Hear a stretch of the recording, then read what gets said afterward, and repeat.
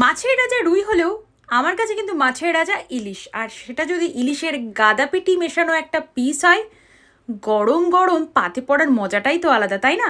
বাজার থেকে কিনে এনেছিলাম একটা 1 কিলোর থেকে একটু কম ওজনের মাছ। গাদা পেটির রিং পিসগুলো বানিয়ে নিয়েছিলাম এই রেসিপিটার জন্য। প্রথমেই কড়াইয়ে তেল গরম করে তার মধ্যে দিয়ে দিলাম ডিম সমেত এই মাছগুলো।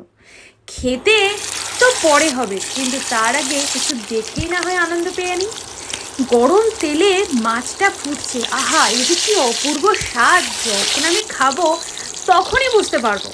তোমাদেরও তো জিভে জল চলে আসছে। এই তো আমি দেখতে পাচ্ছি।